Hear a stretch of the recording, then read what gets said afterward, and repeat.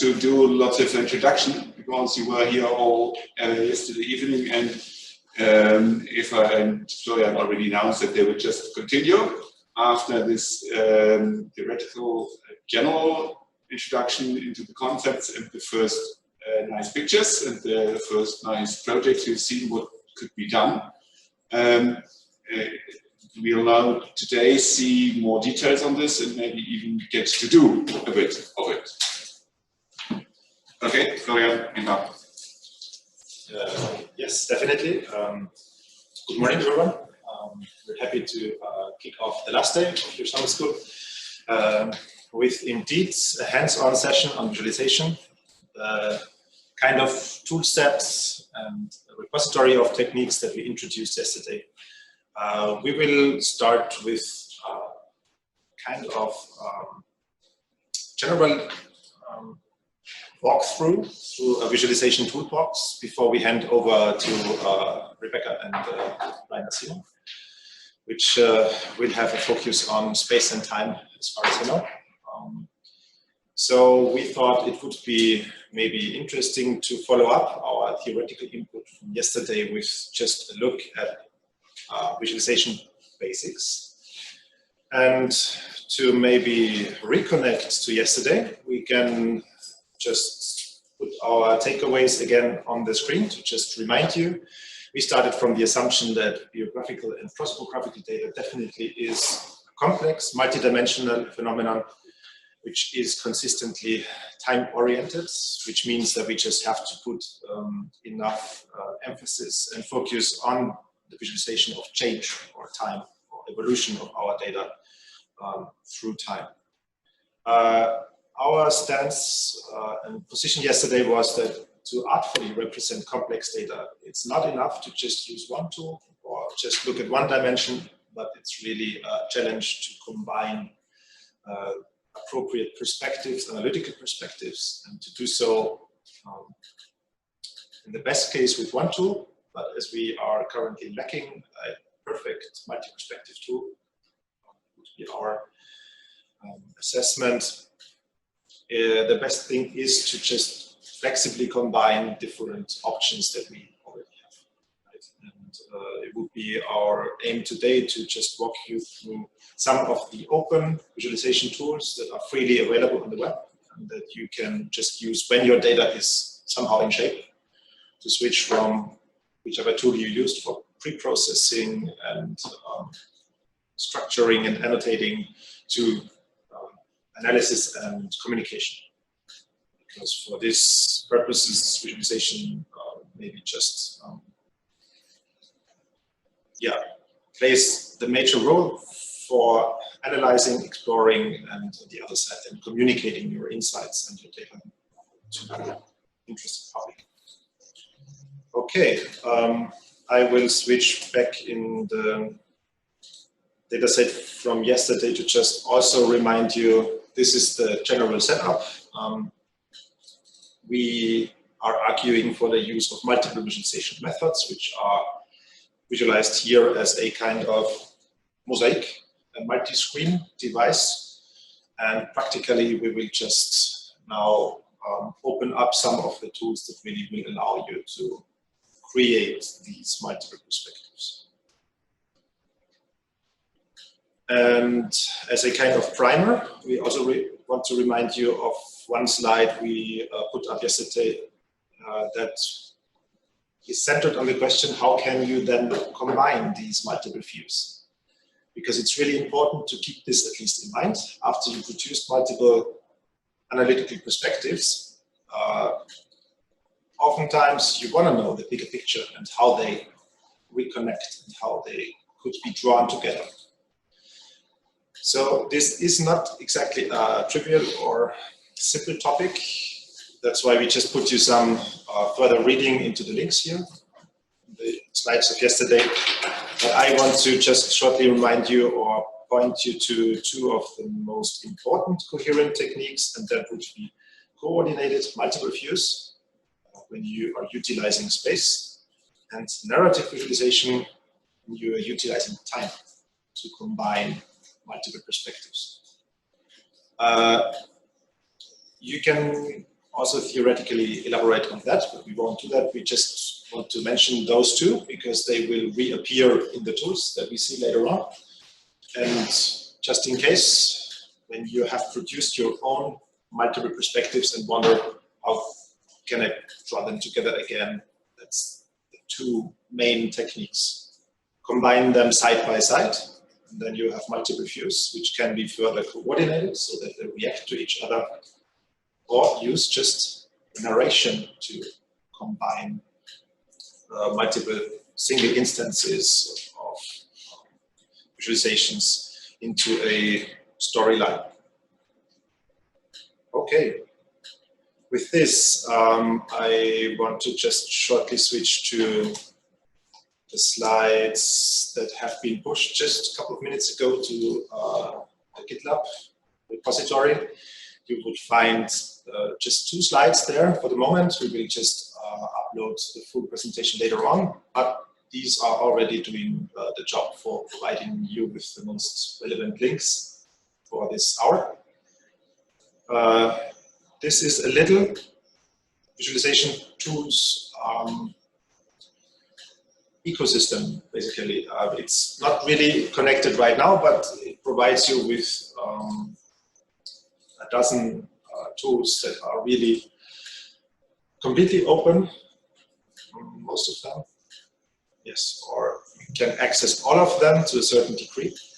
They require, let's say, nothing but a bit of your time to get started, to read the usually very good and instructive introduction or manual, and roughly within 1 hour you are already ready to go with your data and this tool, and you can produce results with these web-based tools. So it's unfortunately way too much for 50 minutes, obviously, so we just grab 2 of them, and yeah, to reverse the ratio from yesterday, if I will then take over and walk you through 2 of these tools, which will be Palladio on the one side, and on the other side we just thought that Timeline Storyteller could be an interesting choice. Which sequence will it be actually? Timeline? Palladio. Okay. May I just shortly ask you if you are already familiar with one of those 2 tools? No? It's very good. Yeah, everybody remotely just type in your answer. Yes, if we can do a short show of hands also with the online audience, if you are familiar with either Palladio or Timeline Storyteller. Based on story maps already. Yeah, your browser. Very good. Okay, so good choice from your side. Happy to see in this case, because then also we can just add something. You will see we will probably work with demo data. We try to also make sense of the API's data, but in this case, just to show you the real potential of the tool, it might be better to work with one of the demo data sets that are provided with all of these tools, so that you can just really see what's possible. And yes, as I mentioned, this will be done by Eva. For my part, I just want to give you a very quick walkthrough through the rest of these tools. It will be really just a fast forward slideshow, so that you have seen the tools with their starting sites.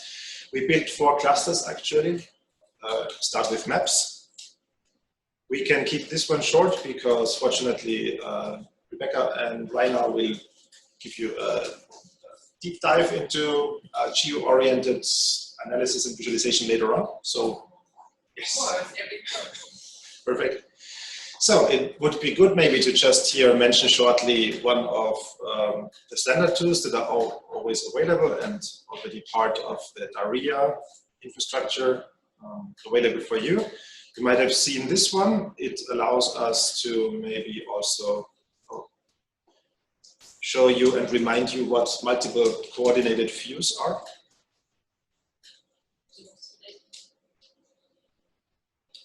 Ooh, thank you.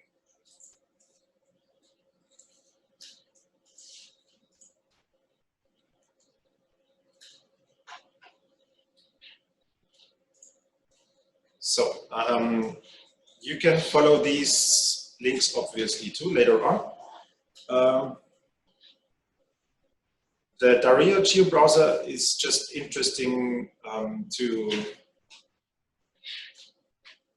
demonstrate quickly what coordinated views are. Multiple views means we just don't take only one dimension, meaning just geo-coordinates, but we combine, for example, geographic information, facets and aspects with time. So this is a standard solution. You will find it in quite some tools. On the top you have the geographic back then, and on the bottom you see a timeline that gives you the distribution now from the artifacts connected to Shakespeare that are in the European. Right? These views are coordinated because you can manipulate one view, for example, draw a data selection at the bottom here, and your other view reacts to your selection. This is a basic principle to combine, at least here, two perspectives and to make them somehow interactive. And a lot of advanced visualization tools make use of this principle. At the bottom you have a list of items then, and also this list reacts to your selections that you somehow draw. Yeah, the G-browser is also very interesting because it actually allows you to not stick to your contemporary Google Maps that are mostly completely inappropriate for your historic research.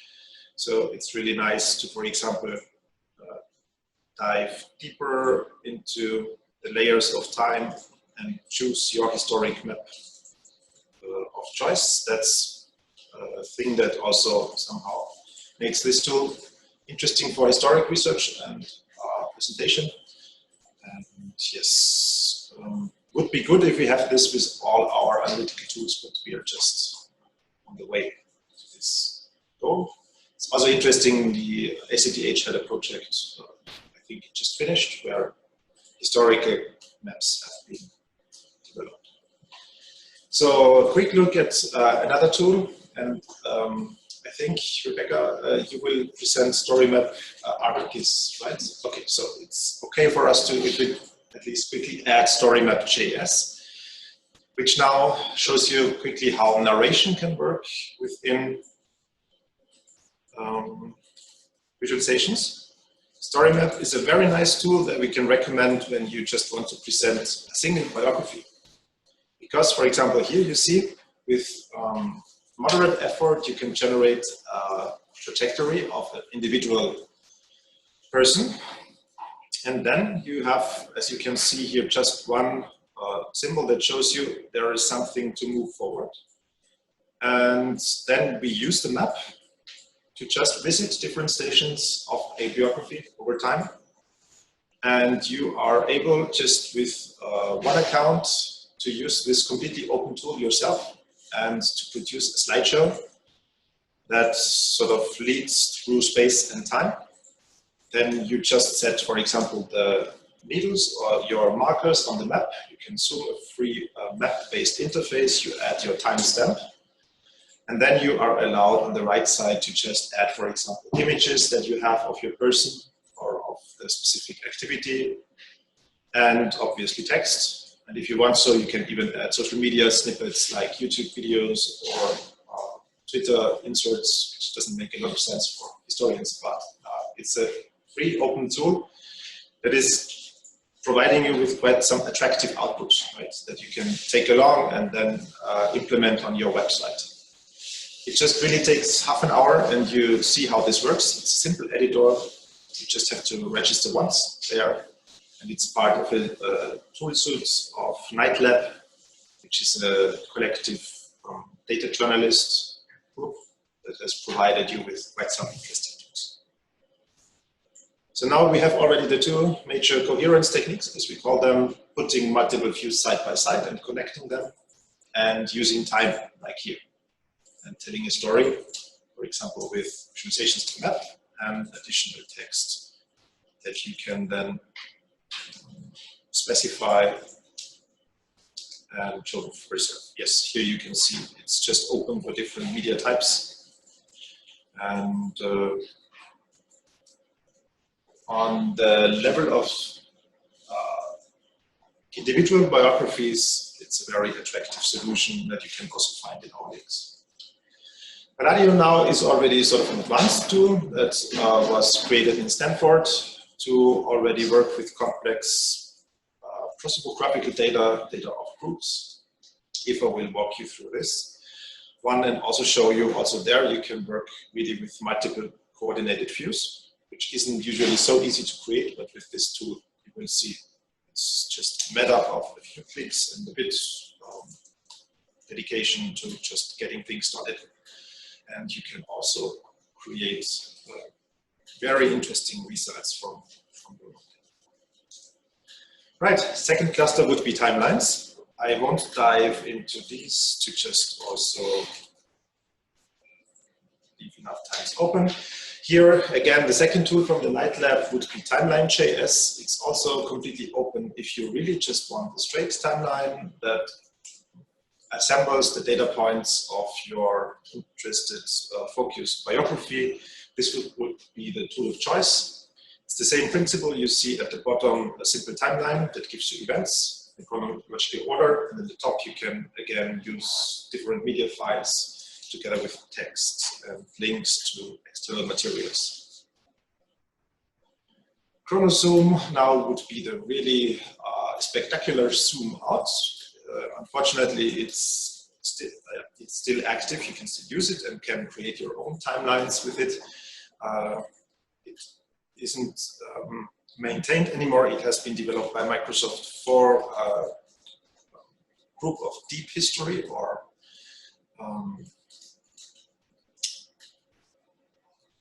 for a group of scholars who wanted to connect cultural history with natural history, basically. So the specialty here is that you really can zoom out from cosmological time into cultural time. And it is a free-floating, free zoomable canvas. You can just try it once for yourself. It's also some eye candy to really start with the cosmological scale and then fly into your own timeline that you can again create for yourself and enrich with videos, with text, with pictures.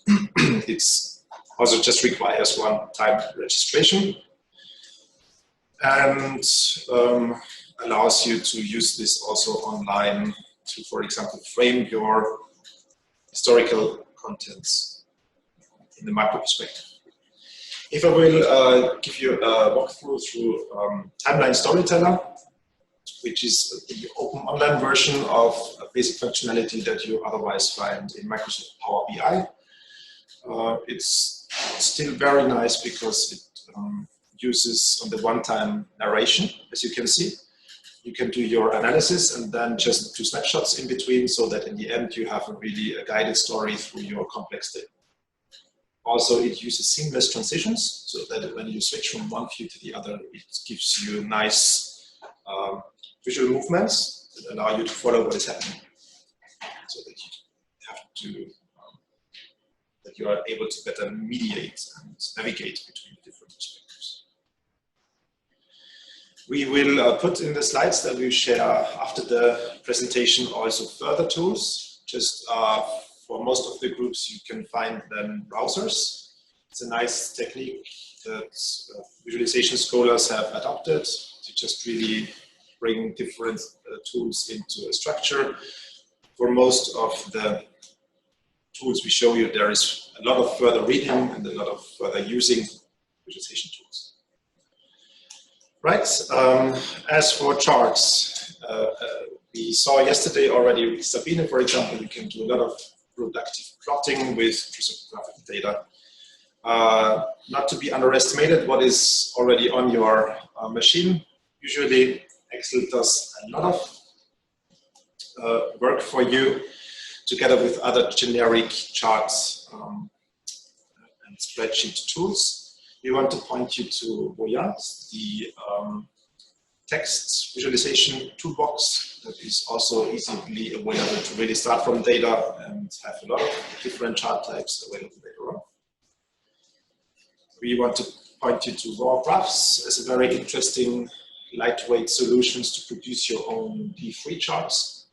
Just have a quick look. It has been updated recently, and it is a quick way to start with your own CSV data or spreadsheet data, and then to really use visual encoding in a playful drag and drop fashion.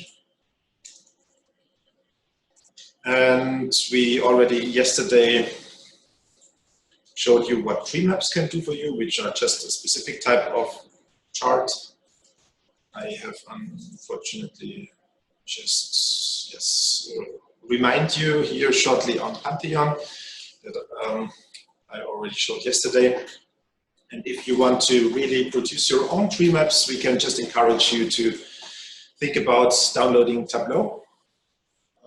Tableau would really be the professional visualization tool that you want to think about if you want to dive a little deeper than what Excel does for you. And there is a public version where you don't have to do anything but register once. And there is a student account that everyone can just access with your university registration number. And with this one, you can really do coordinated multiple views, you can do narration, and you can do a lot more.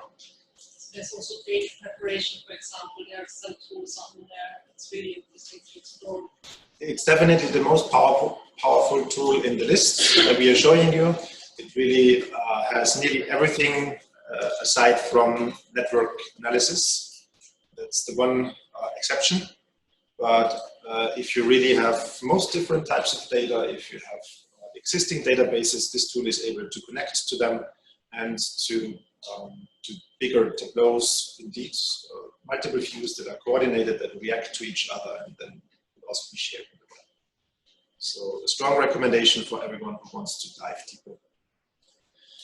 Which leaves us with a very short outlook to networks. I think we can also keep this one short. You might be familiar with this one. It's maybe the de facto standard, or has been until recently, for producing appealing network visualizations with complex data. There would be other tools that allow you to really also do storytelling with network data. For example, this tool allows you to pull in your network data and then create different snapshots, which you can share in the end, so that you can also walk people, colleagues, wider audiences through your structural data. And sometimes this is a specific challenge because yes, we produce hairballs with our complex data, and then it's just too much for everyone, having not spent days and nights with your data to actually see something. Right, and there are a lot of further tools, but I think that's enough from my side. Storytelling will be an issue. There is interesting reading for you if you're interested. It's kind of mega trend in visualization because visualization started as the opposite of storytelling. It was just giving you the full screen, the structural information, but now the field is also discovering the importance to then use time to walk, for example, your users through the things that you've produced. And with that, hand over to Eva, which will do Palladio.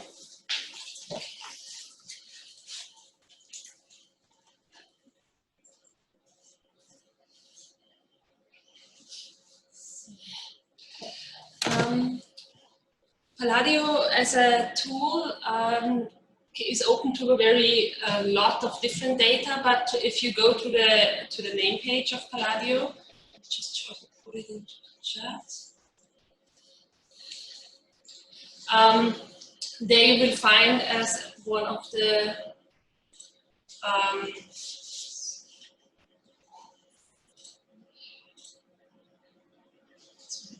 You will find a sample data set, which you just can load if you want to.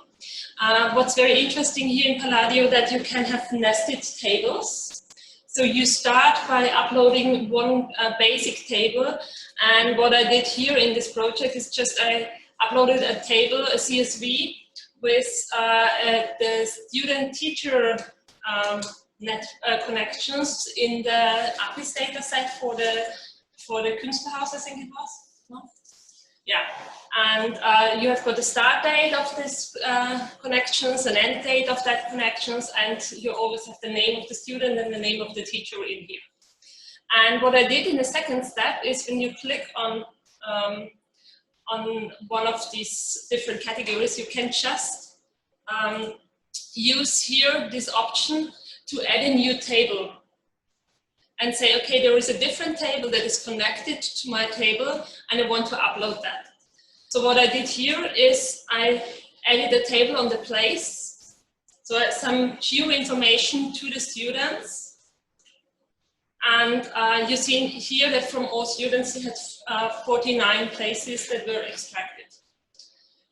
So this is the data view where you can just link different tables and have one main table with your main options, and then can link it to further tables. I linked here the teachers to the institutions and the students to the places, which is just was one decision I just did without knowing the data set, so it doesn't make too much sense. If you switch to the map view here, you can here add a new layer to the map. So you have got just a normal map, and then you add a new layer. And here we say we would like to have some points and want to see the places the students are from.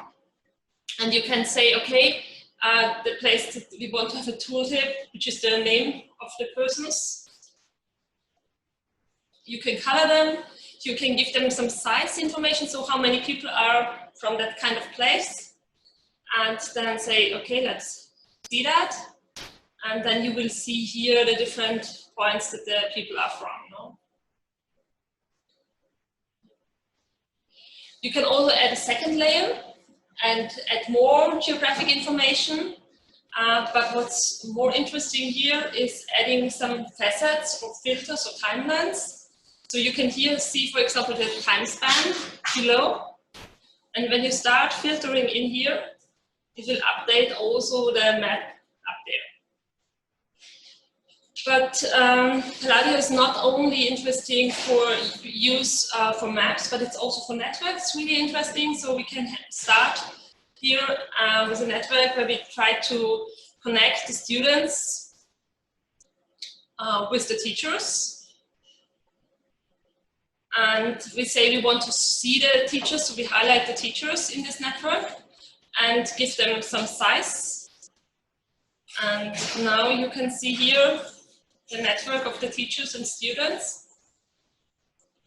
And it's really quickly done.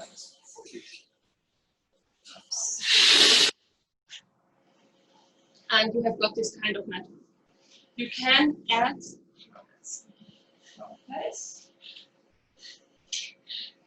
some facets down there. So you can say you facet your data, for example, by the institution. And say you're only interested in specific of these institutions.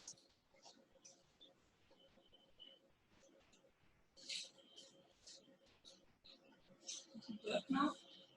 No. And again, you can have this time filter where you just filter on the timeline. I will show you that also with the example data set that they have got online, which is also a prosopographical data set. So if you want,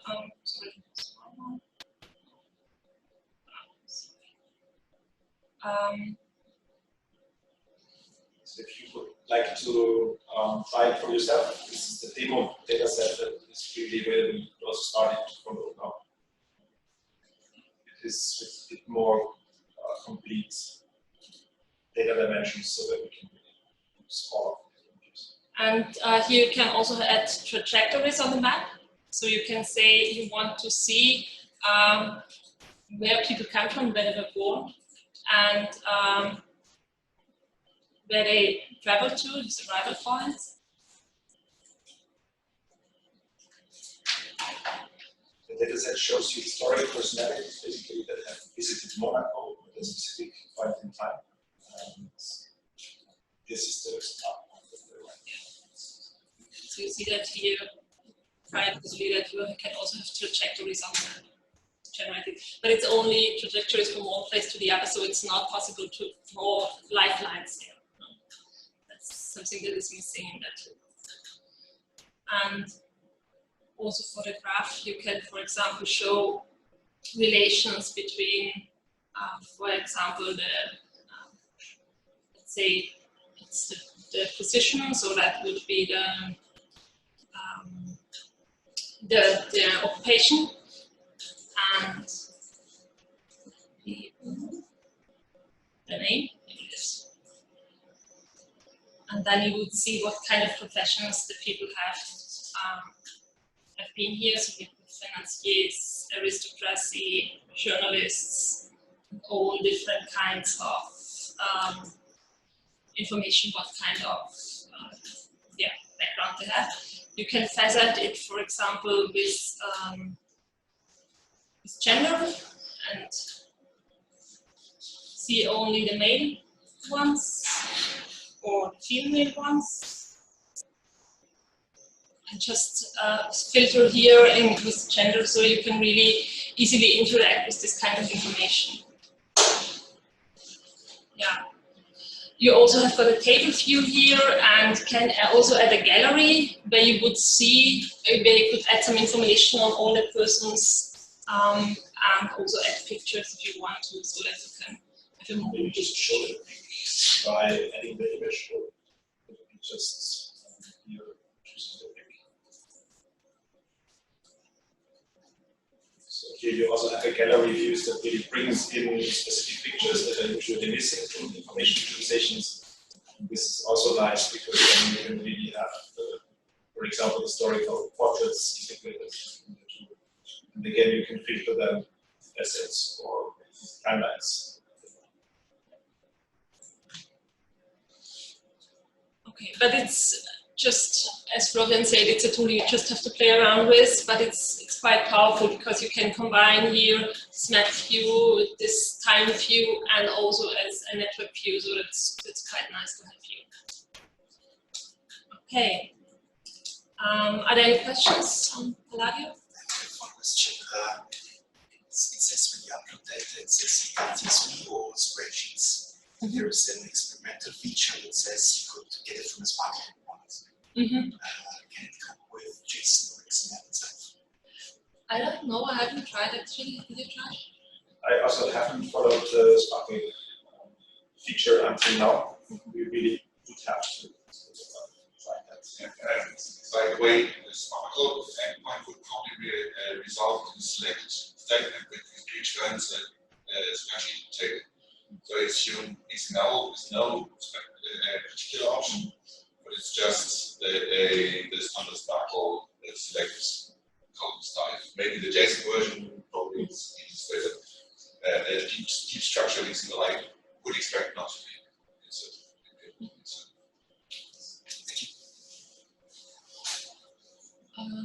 The georeferencing for the question, it's not automatic, so you have to put in the GPS coordinates so that you will get the georeferencing.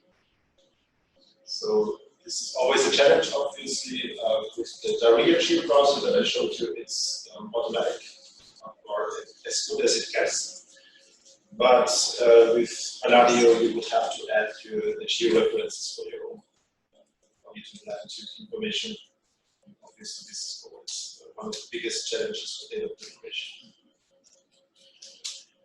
For the timeline storyteller, what the timeline storyteller does is just it allows you to in a flexible way explore a timeline, and it also works quite easily with a CSV import. So what I did was I just created a Google spreadsheet where I just had the timeline or the events from two persons out of the Künstlerhaus dataset.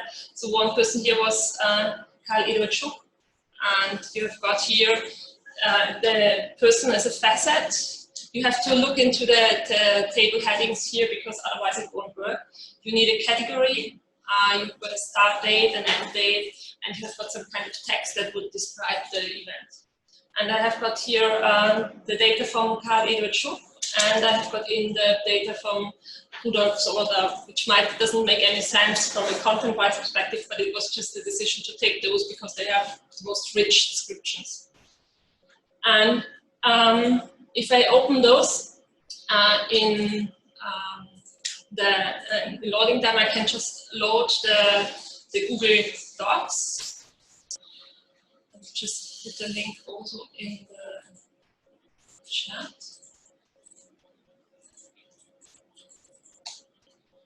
Which is very important. If you do that, you have to make it public. It's an important step to do if you could use it there. So you have to first in the Google spreadsheet say this file is published to the web. So you see here, it's very important. Otherwise, it won't work. And if you just upload that one,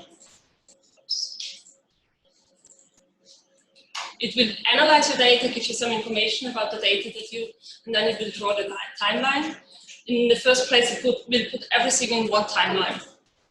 But as we said, we've got these facets of the different persons. You can now change the layout and say, okay, I don't want one timeline, but I want to have a faceted timeline, and then it will show both timelines, one below the other. And there you can see that you have got each one here, and you can just compare what happened at different points in the life of both persons here. I have also added this kind of categories. You can also just filter here with this kind of categories. You can also use different categories or switch the category with the people so that you would have them in one view, but the events there. What's very interesting is here that you can play around with the time information, so you can have that in a chronological way, like it is here. But you can also say it's just a sequential information, and they will put one event after the other without this kind of timeline.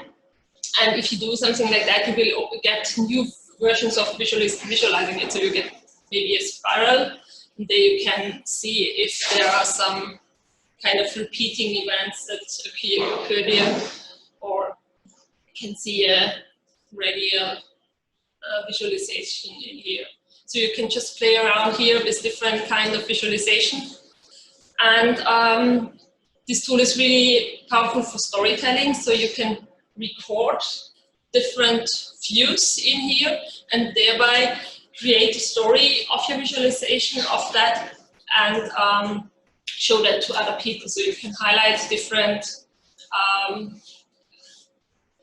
sections in here and record that and show that. So I will just show you the demo so that you have got a better example of what can happen in here. And here you see, for example, and one of the stories created. And you can see what the person is doing, which questions, edit with questions, and with these transitions from one view to the other. So you see how the data moves from one view to the other, which is very important to the data set of the daily routines of famous people. So with this we dive into not the life itself, but single days of famous people and how they spend their time. And then here the activities are colored in different ways, and it allows you to really compare sort of the creativity, rhythms, and patterns of various people.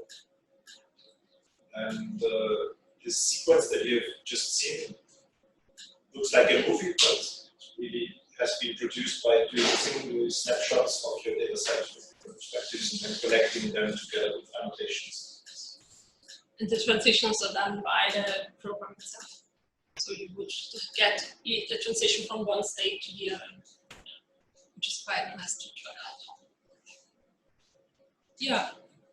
Any questions on the timeline storyteller on your side?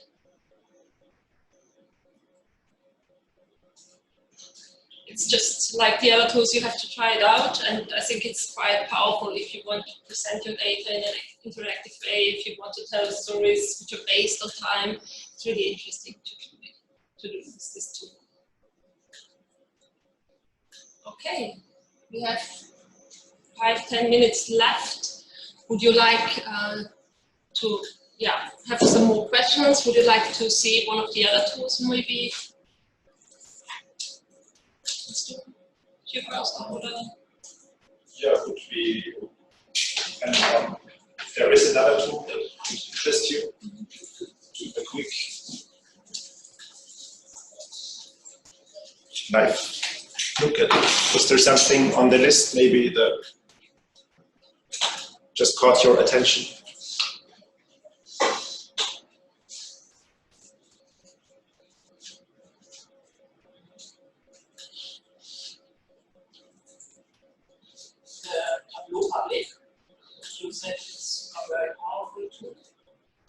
Right, so this is the biggest challenge you can come up with, but I will just quickly switch to.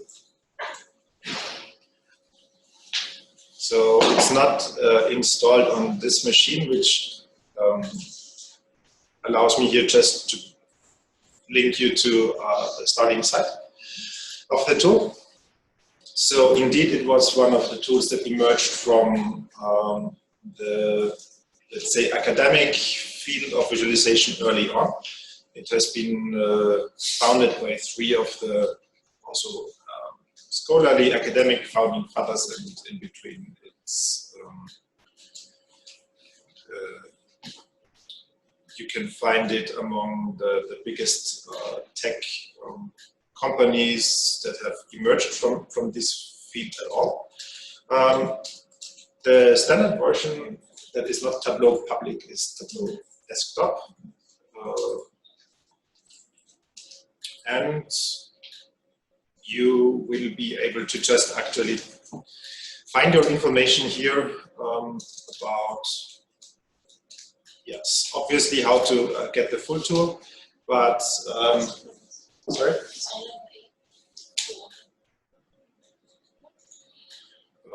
Yes, but the most important part is just, in your case, probably search for the student version, which requires rather if you are not a student and go to the research, you can also request that out there. Yeah. It's not only for students, but it's also for the science community. And yes, indeed, it allows you to draw in very big real-time data sets. That is what makes it interesting for already big data analysts. It allows you to connect to data in the cloud directly. It obviously allows you to work locally with all different kinds of data.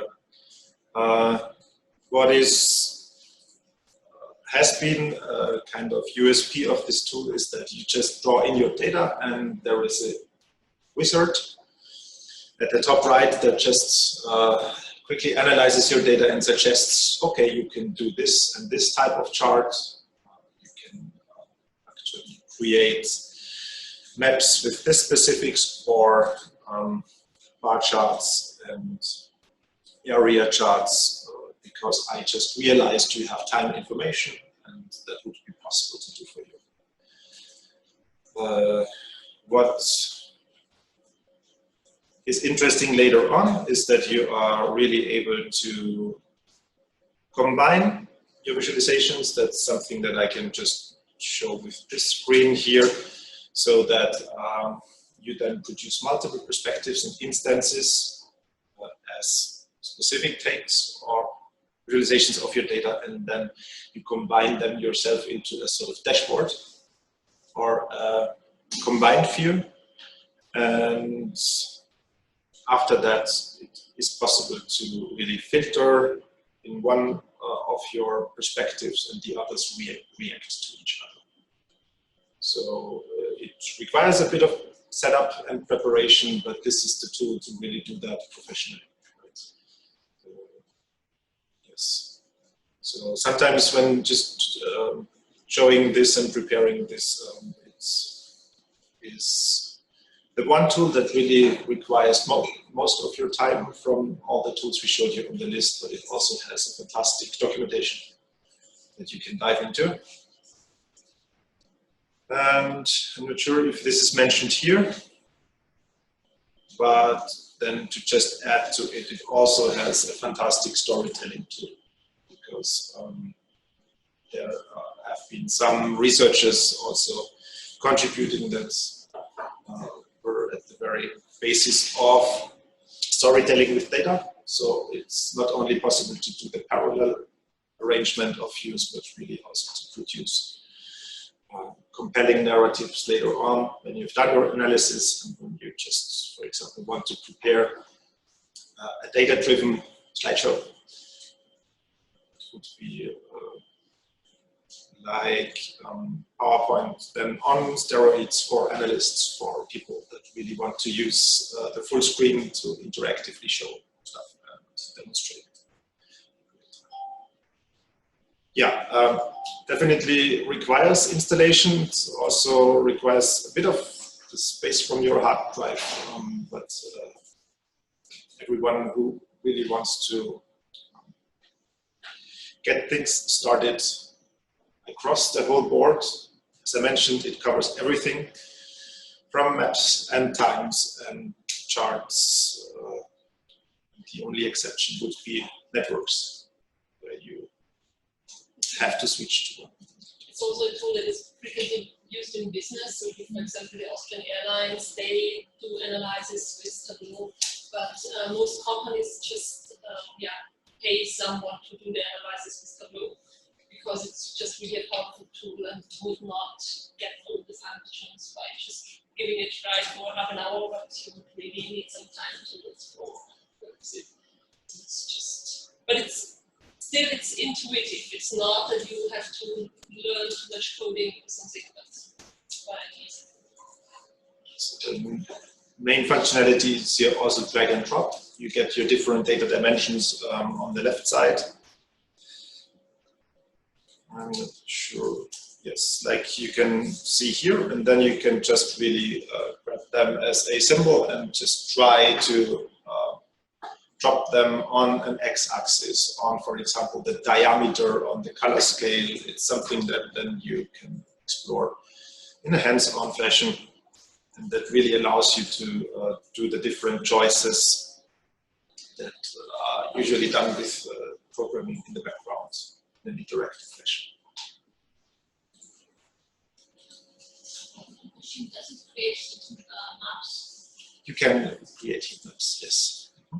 So you can really use that also for powerful geoanalytical toolsets, and for that matter, you can also produce all kinds of choropleth maps, colored maps, heat maps, also cartograms, for example, where you abstract from the shape of specific continents. Let's see if I can quickly show you how a cartogram looks like if you're not familiar with.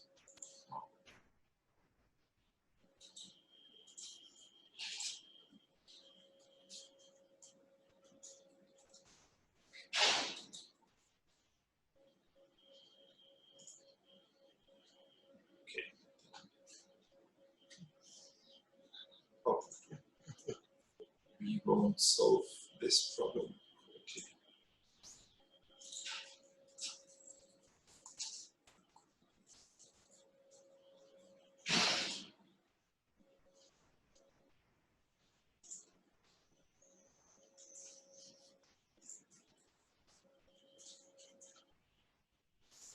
Okay, so a cartogram would be some geo-based visualization that keeps somehow the information of territories alive, but it starts to abstract them from the specific borders and the outlines of specific territories, and gives you the size of regions or of parts of this territory in an abstracted shape, either as circles or as squares here, and then you can use an additional variable to scale these elemental shapes up and down.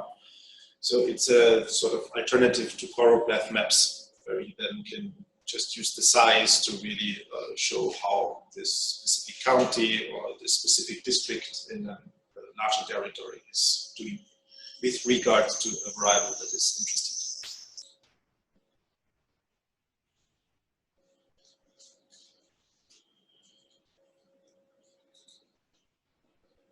Right.